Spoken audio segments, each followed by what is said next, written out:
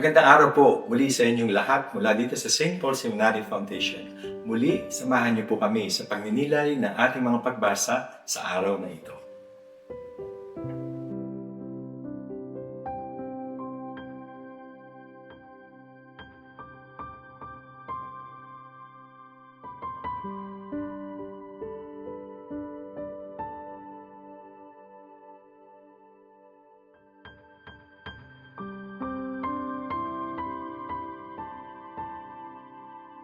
Ang mabuting balita ng Panginoon ayon kay San Mateo. Noong panahong iyon, sinabi ni Jesus sa mga tao at sa kaniyang mga alagad, ang mga eskriba at ang mga pariseyo ang kinikilalang tagapagpaliwanag ng kautusan ni Moises. Kaya't gawin ninyo ang itinuturo nila at sundin ang kanilang iniuutos. Ngunit huwag ninyong tularan ang kanilang gawa, sapagkat hindi nila isinasagawa ang kanilang ipinangangaral. Nagbibigkis sila ng mabibigat na dalahin at ipapapasan sa mga tao. Ngunit ni daliri ay ayaw nilang igalaw upang tumulong sa pagdadala ng mga iyon. Pawang pakitang tao ang kanilang mga gawa. Nilalaparan nila ang kanilang mga pilakterya at hinahabaan ang mga palawit sa laylayan ng kanilang mga damit. Ang ibig nila'y mga upuang pandangal sa mga pigi at mga tanging luklukan sa mga sinagoga. Ang ibig nila'y pagpugayan sila sa mga liwasang bayan at tawaging guro. Ngunit kayo, huwag kayong patawag na guro, sapagkat iisa ang inyong guro, at kayong lahat ay magkakapatid. At huwag ninyong tawaging ama ang sino mang tao sa lupa, sapagkat iisa lang ang inyong ama, ang amang nasa langit. Huwag kayong patawag na tagapagturo, sapagkat iisa ang inyong tagapagturo, ang Mesiyas. Ang pinakadakila sa inyo ay dapat maging lingkod ninyo.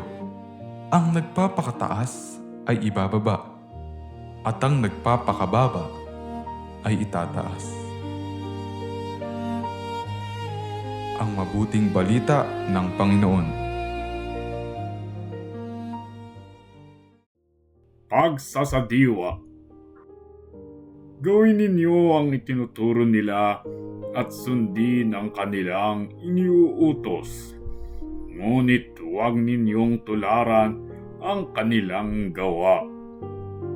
Sinasabing ang mga pariseyo ay iginagalang na sekta sa Judaismo noong unang siglo dahil marami silang alam sa kautusan ni Moises.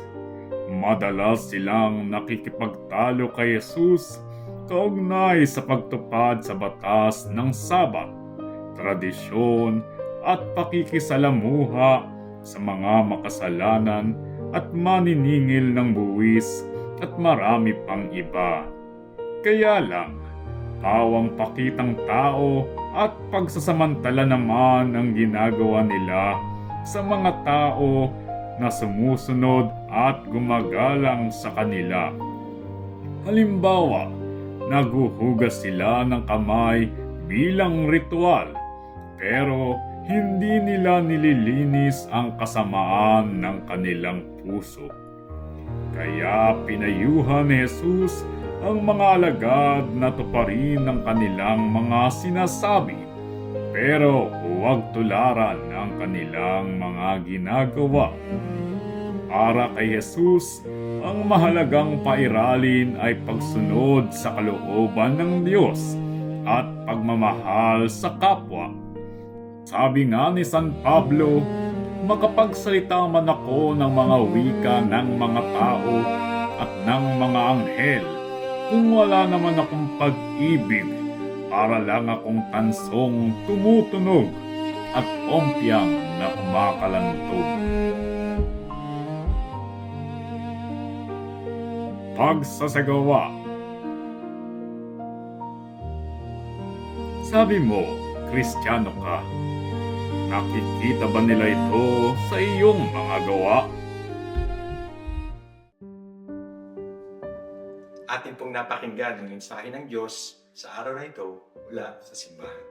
Paspasan po sana kayo ng ating Panginoong Diyos sa ngalan ng Ama, ng Anak, at ng Espiritu Santo.